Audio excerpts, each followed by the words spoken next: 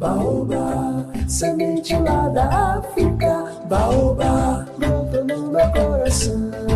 Baobá, aqui também é sua casa. Minha amiga, meu amigo, o Baobá Cultural da TV Futuro hoje está com um privilégio especial.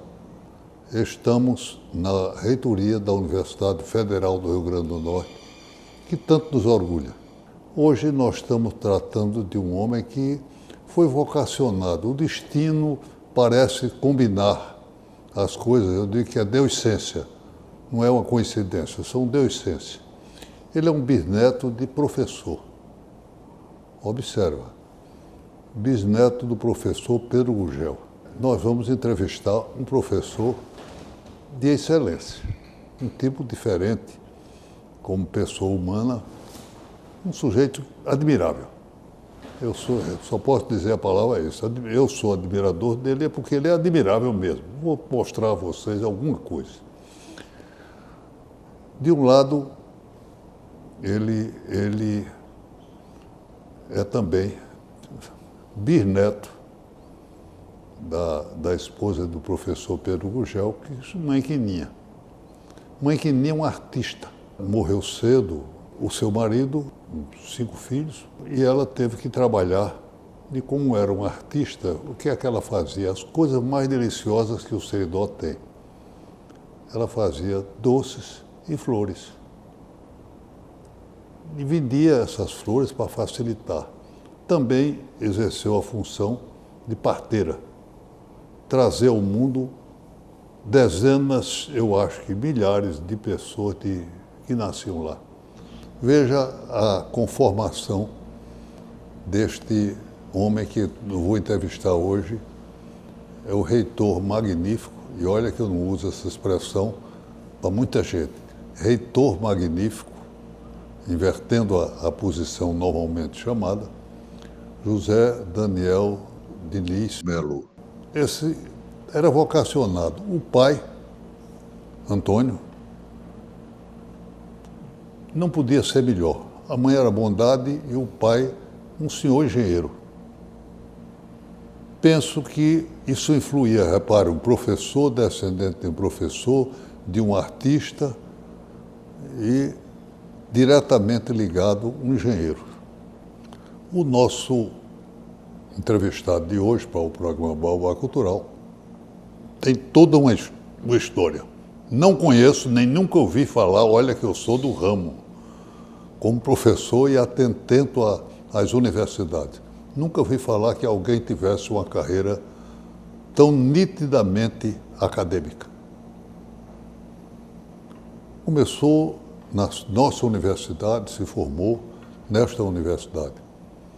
E não fez somente um curso de engenharia, fez 2, fez o segundo. Daqui sai para uma visão ampla, fazendo mestrado na Universidade de Miami. Depois faz doutorado no Colorado. E para culminar com chave de ouro, fez pós-doutorado em Stanford, na Universidade de Stanford. Mas aqui ele ocupou na universidade, além de professor, que é o seu sonho, a sua vida de ser professor, e se orgulha de ser professor, e com toda razão, ele ocupou todas as funções universitárias, desde chefe de departamento, diretor do Centro de Tecnologia, enfim, vice-reitor, reitor pela segunda vez, uma sequência admirável do seu trabalho. Por isso, mesmo a comunidade universitária reconhece e apoia a sua atividade, que não é fácil. Mas já conversei muito sobre o assunto, vamos conversar com Zé Daniel. Me permita esse tratamento informal pelo bem-querer. E admiração. Como é que você... Por que decidiu, assim, ser engenheiro? Formar-se em engenharia? Bom, doutor Diógenes, reitor Diógenes, me permita chamá-lo assim, eu quero inicialmente agradecer pelas palavras tão generosas, né, que eu atribuo à nossa amizade e admiração mútua. Agradecer por essa oportunidade de participar desse programa, agradecer pela visita aqui à nossa instituição, né, instituição que o senhor foi reitor, e nós temos uma questão muito marcante que une essa minha experiência atual aqui na reitoria com a sua também experiência aqui na reitoria da UFRN. O senhor tomou posse aqui no dia 28 de maio de 1979. Eu tomei posse exatamente no dia 28 de maio de 2019, exatos 40 anos após a sua Que coisa coincidência, né? Uma coincidência muito alegre. Honrosa para mim. Honrosa muito para mim. O senhor sabe o desafio que é e, ao mesmo tempo, a honra que é estar à frente de uma reitoria, de uma instituição que nós temos um sentimento de amor tão forte por ela. Então, nós temos essa coincidência. Isso foi na minha primeira experiência. Eu estou agora nessa segunda experiência aqui na reitoria. Estou agora vou completar um ano do segundo mandato, ou seja, 5 anos de gestão, e que sempre me senti muito honrado. Sou, como se diz, cria da casa aqui da UFRN. Aliás, eu tenho outra coincidência com a UFRN, é que as pessoas me perguntam da minha relação com a UFRN, eu digo eu já nasci na UFRN, porque eu nasci na maternidade de Januário Cico, que é da UFRN. Um detalhe importante, Então, a maternidade havia, por decisão de Januário, em vez dos números, havia as flores. Meus filhos nasceram lá e era uma maravilha, a verbena, os quartos rosa, e vários nomes que ele criou. Um homem duro, mas que tinha esse lirismo extraordinário. Né? E eu consegui até recuperar, uns anos atrás, o registro do quarto que eu fiquei, que coisa boa. Que é um registro assim, muito feliz para mim. A minha passagem por funções administrativas e de gestão na universidade, elas aconteceram sempre de forma muito natural. A minha escolha pela engenharia, eu penso que teve uma certa influência, mesmo que não intencional, do meu pai, que era engenheiro. Então eu já nasci nesse ambiente onde se falava muito de engenharia, de obras, de desafios de engenharia, e sempre me interessei muito pelo assunto. Então a minha escolha, ela já foi muito cedo de que eu faria engenharia. Então fiz o curso de engenharia aqui na UFRN, cursei essas pós-graduações, ingressei como docente na UFRN, mas pensando em ser professor. Não é? A minha escolha pela engenharia, houve durante o curso também um sentimento de que eu queria seguir a carreira acadêmica. Então, eu sou muito feliz na função de professor, continuo atuando mesmo com o desafio de gestão, atuando na função de professor, um pouco menos pelas outras atribuições, mas continuo orientando trabalhos, que me dá muito prazer. Então a minha escolha pela engenharia, ela veio por aí, acabei cursando outra engenharia pelo interesse que eu tenho na área. A gestão sempre aconteceu de forma natural. Eu acabei ocupando uma chefia de departamento, depois uma direção de centro e participei como vice-reitor, né? E acabei colocando o meu nome para reitor, e estou nesse desafio, que é um enorme desafio pela importância que a nossa instituição tem aqui para o nosso estado. Algumas pessoas, para avaliar a importância que a universidade tem, elas dizem que imaginam o que seria do estado do Rio Grande do Norte sem a UFRN, né? Tira a UFRN e pensar o que seria do nosso estado sem ela. Então, a universidade tem um papel social muito importante, de desenvolvimento socioeconômico muito importante. Muitas das pessoas que contribuem com o nosso estado foram formadas aqui na nossa instituição, de forma que é uma responsabilidade muito grande está numa função de gestão numa instituição que é tão relevante, né, para a sociedade. Essa história da luta da universidade, agora ela atingiu um ponto top, máximo que podíamos imaginar neste momento. Ela recebeu, está entre as 25 maiores instituições universitárias do país, não é assim? É, exatamente. Esse é um motivo de muita alegria, essa avaliação que saiu muito recentemente do INEP, né, que é o órgão ligado ao Ministério da Educação, que faz a avaliação das instituições no país. Nós estamos já há algum tempo trabalhando muito fortemente na questão da qualidade acadêmica. A universidade tem uma história desde esses momentos iniciais, né, com o Dr. Onofre Lopes, que era um visionário, era um empreendedor também, porque ele não só sonhou, como perseguiu esse sonho e fez com que ele acontecesse, com o apoio de figuras tão importantes como Câmara Cascudo.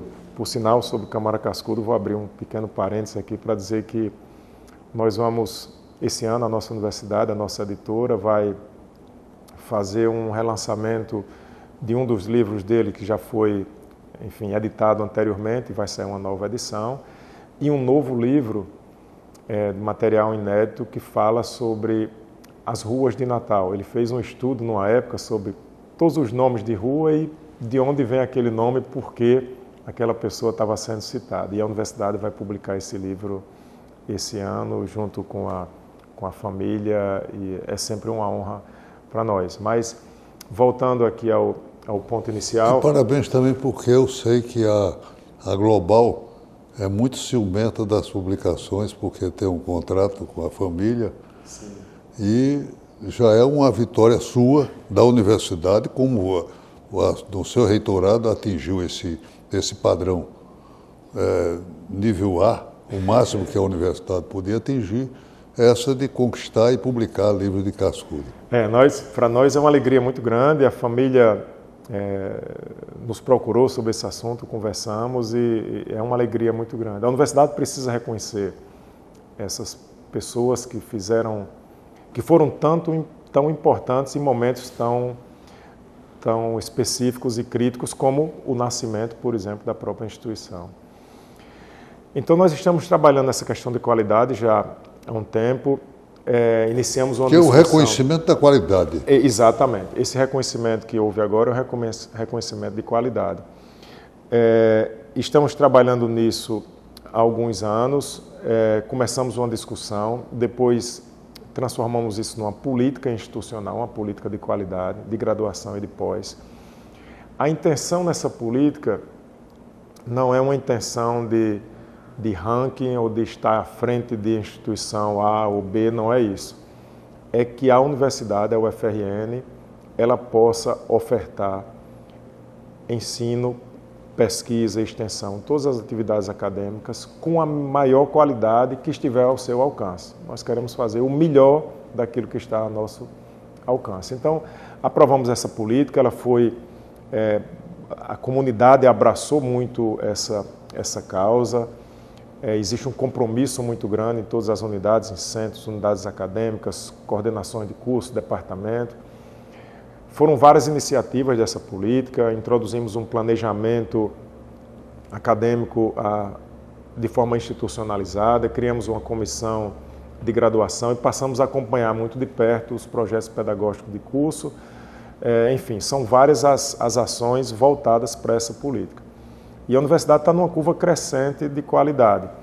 As avaliações do INEP, né, que é o órgão oficial, elas vão até 5. Então, 5 é o indicador máximo de avaliação de qualidade. A nossa universidade, apesar de ter sido citada nos últimos anos nos vários rankings internacionais, os mais diversos, como uma das melhores instituições do país, ela nunca tinha conseguido chegar nesse indicador 5. E aí nós tivemos esse indicador 5 esse ano, e para mostrar a importância disso, são 25 universidades no país com esse indicador 5. Então, nós estamos nesse grupo dessas 25 universidades. E sendo federal, que são quantas universidades federais hoje? São 69 universidades federais. E para mostrar a importância que tem em termos de qualidade acadêmica do sistema de universidades federais, das 25 com indicador 5 no país, das 25 instituições, universidades, 18 são universidades federais. Então, isso é um indicador muito forte da importância que tem as universidades federais para a educação no país. Sem dúvida. Aliás, você está ocupando agora uma função importante no órgão dos reitores, não é? Sim, nós temos uma associação de dirigentes das universidades federais, são as 69 universidades federais. Tem 2 Cefetes também, porque na época da transformação dos Cefetes em IFs, né, aqui era o Cefet, passou a ser IF-RN, 2 dos Cefetes no país não se transformaram em IFs. Então, eles permaneceram como Cefetes porque eles já tinham uma característica muito próxima de universidades e resolveram se manter dessa forma. Então, são 69 universidades e 2 Cefetes. E aí nós temos uma associação de dirigentes dessas instituições, né, a Andifes, que tem um papel muito importante. A Andifes é quem discute as pautas entre os reitores. Nós temos encontros mensais, onde todos os reitores encontram, normalmente os encontros são em Brasília, onde está a nossa sede. Faz a interlocução com o Ministério da Educação, com o governo federal em geral, porque tem outros ministérios também envolvidos, ciência e tecnologia, saúde. E às vezes muito importante, se sabe que as universidades, e a nossa não é diferente, têm sofrido também com corte de verba, com dificuldades que tem que ser superada. Como é que está essa história? Então, orçamento tem sido uma preocupação nossa já há bastante tempo. E parece que a cada ano nós trazemos o mesmo assunto, mas porque a situação ainda permanece. Nós tivemos, para dar uma ideia disso, nós tivemos a nossa melhor situação de orçamento nas universidades nos anos de 14 e 15, 2014, 2015. De lá para cá foi só sendo reduzido. Então, nós chegamos num limite de orçamento das universidades que compromete o desenvolvimento das suas atividades. E por isso que, ano após ano, existe toda essa mobilização. Mas eu aprendi com Álvaro Moreira, escritor gaúcho, que as amargas não. Vamos fazer para o lado positivo um outro ângulo. Este homem que está ao nosso lado, sendo entrevistado pela TV Futuro, tem uma característica também diferente. Ele consegue unir cálculos a notas musicais. E veja a atuação dele como violoncelista.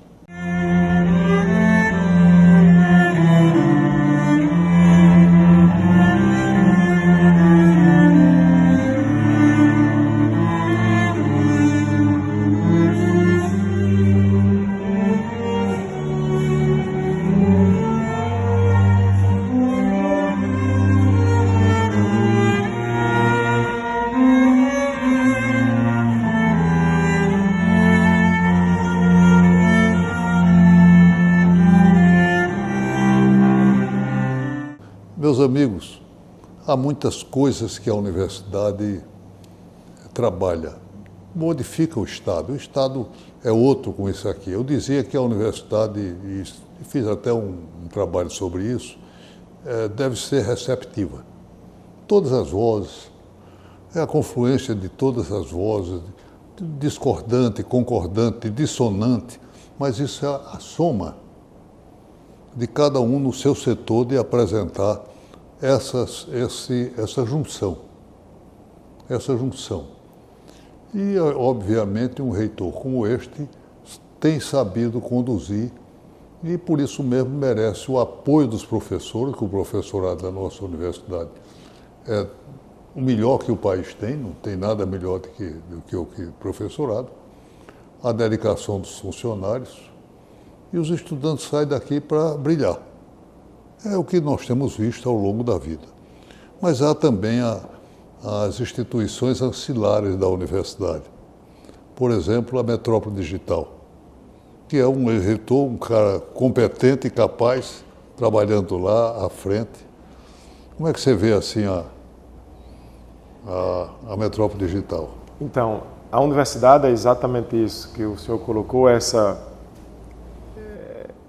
diversidade de pensamentos, diversidade do ponto de vista organizacional, também a criação das unidades acadêmicas especializadas, que é o caso do Instituto Metrópole Digital.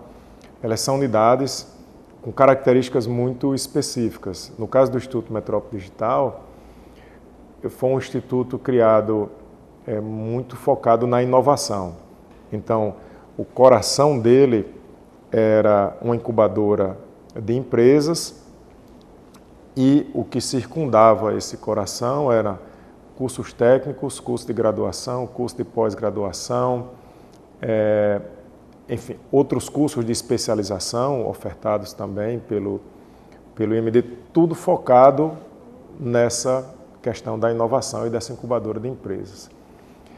Posteriormente, essa incubadora de empresas cresceu para um parque tecnológico. Hoje nós temos um parque tecnológico urbano aqui na cidade, que foi uma proposta da universidade para a cidade natal, então aprovada em Câmara de Vereadores, com os incentivos para a atração de empresas, não só a atração de empresas de fora, mas que os nossos estudantes aqui possam criar suas próprias empresas com apoio da incubadora de empresas. Então, foi uma inovação muito grande aqui para a cidade, já tem um número muito grande de empresas, são bem mais de 100 empresas instaladas no parque, é um dos parques que cresceu com mais rapidez. E esse instituto, ele, no meio de toda essa diversidade de atividades, ele criou e inovou, por exemplo, na criação de uma residência de TI. Como existe a residência médica, onde se faz a formação do profissional de médico, lá no ambiente de trabalho, que é o hospital, a residência em ITI é um curso em nível de especialização, onde a formação é feita lá nesse ambiente de trabalho. Nós tivemos residências, por exemplo, com o TRE, com a Justiça Federal, onde o profissional que está fazendo a residência, ele está fazendo a formação lá naquele ambiente de trabalho e contribuindo com as atividades daquele ambiente de trabalho, buscando soluções para aquele ambiente. É muito equivalente à residência médica, né? Há outras instituições, como a FUNPEC, a Ancilar também, o Instituto de Nicoleles. Isso. A universidade ela tem essa diversidade enorme de atividades. Tem os hospitais, né? Os hospitais, que é uma prestação de serviço. O Hospital das Clínicas hoje é um hospital de excelência. Exatamente. O Hospital de Excelência, o Hospital Onofre Lopes e a Maternidade Janário Cico aqui. E no interior nós temos o Ana Bezerra, em Santa Cruz, que são hospitais muito importantes para o Estado. Tem a parte assistencial, óbvio, de excelência, com a complexidade maior, e tem a parte de formação de profissionais, né? Quando a gente vê o desafio da saúde no momento atual e planeja o futuro, a gente tem que entender a importância da formação de profissionais, e são nesses hospitais universitários. Mas nós queremos que você deixe a sua manifestação para os professores, para os alunos da sua instituição. Então, primeiro eu quero agradecer ao senhor por essa oportunidade de participar desse programa e ter essa oportunidade de ter esse bate-papo tão descontraído, falando da instituição que nós temos um sentimento muito, muito forte, muito especial por ela. Agradecer também a toda a comunidade acadêmica por esse compromisso que nos levou agora a chegarmos a esse patamar de excelência com os indicadores do próprio Ministério da Educação. Nós, como instituição pública, que nós todos fazemos parte dela, nós precisamos ter esse compromisso com a sociedade de ofertar o que existe de melhor, o que está ao nosso alcance de melhor para o nosso Estado. Nossa universidade tem um compromisso muito grande com o desenvolvimento do nosso estado e esse compromisso só vai se fortalecer ao longo dos anos.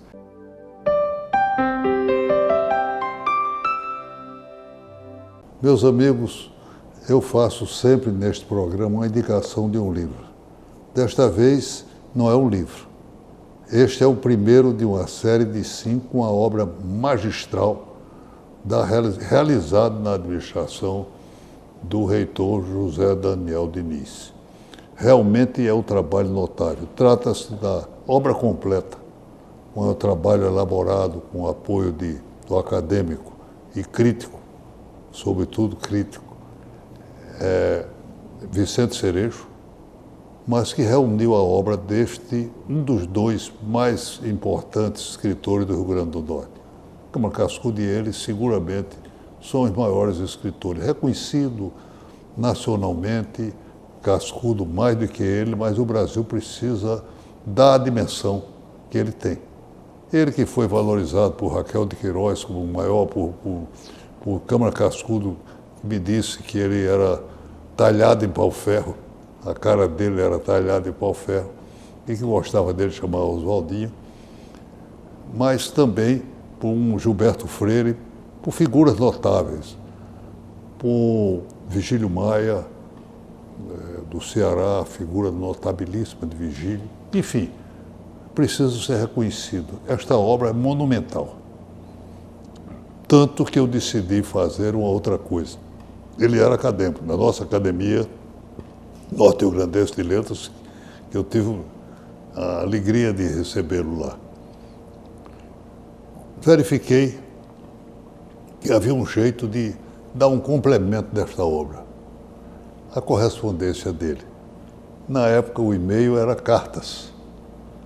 E eu comecei a levantar as cartas. Por exemplo, eu estou de posse, e ninguém sabe disso, estou dizendo para o telespectador, de mais de uma dezena de cartas, quase 2 dezenas, de cartas dele para Leonardo Bezerra, o escritor. A correspondência dele por netos, que é qualquer coisa de maravilhosa. Já acertei e vou publicar em São Paulo com a editora de primeira, está sendo elaborada a correspondência com os netos, que são brincadeiras e coisas. Também a correspondência dele com Câmara Cascudo, com Hélio Galvão, com as maiores figuras, com Paulo Balá, as maiores figuras que esse Estado teve. Por favor, aproveito para pedir a você, se tiver uma dedicatória que eram singulares dele em algum livro, de Oswaldo Lamartine, ou uma carta, um bilhete, um cartão postal, que na época se usava, era normal, me dê uma cópia para que eu publique junto, completando esta obra magnífica que são os Sertões de Oswaldo Lamartine.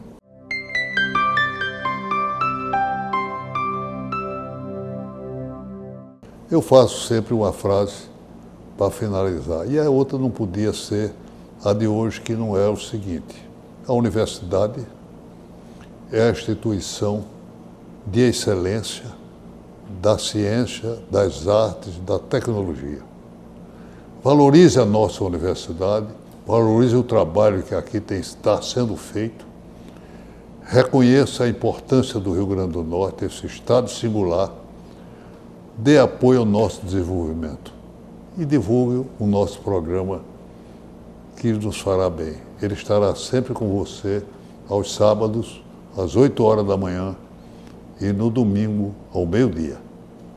Baobá, semente lá da África, baobá, brotou no meu coração. Baobá, aqui também é sua casa.